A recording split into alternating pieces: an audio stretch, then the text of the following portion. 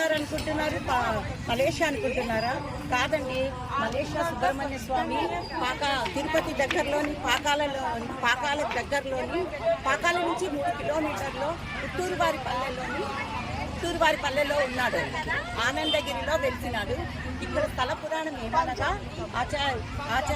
ఆచార్య వచ్చేసి తనకి సంతానం లేని కారణంగా ఘోర తపస్సు సుబ్రహ్మణ్య స్వామికి ఘోర తపస్సు చేయగా సుబ్రహ్మణ్య స్వామి అంశంతో పాలవరాయుడు అనే స్వామికి జన్మించాడు. అతను 130 సంవత్సరాలు ఘోర తపస్సు చేయగా సుబ్రహ్మణ్య స్వామి అతనికి సాక్షాత్కారమయ్యి మీకు ఏమి కావాలని అనగా నాకు మీరు బలి సమేతంగా ఇక్కడే కొలువు కావాలని చెప్తాడు.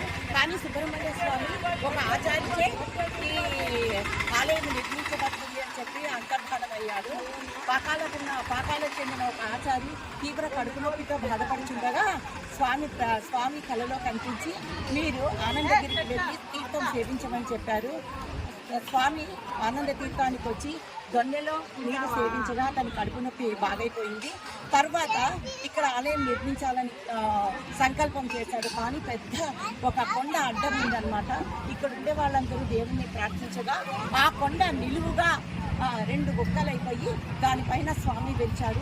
చాలా ప్రసిద్ధి చెందిందే క్షేత్రము ఇది. ఆనందగిరి పాకాలకి 3 కిలోమీటర్లో పుత్తూరు వారి పల్లెలో ఉంది. హాయ్ ఫ్రెండ్స్, మీరందరూ స్వామివారి కృపకు పాత్రలు కావాలని కోరుకుంటున్నాను.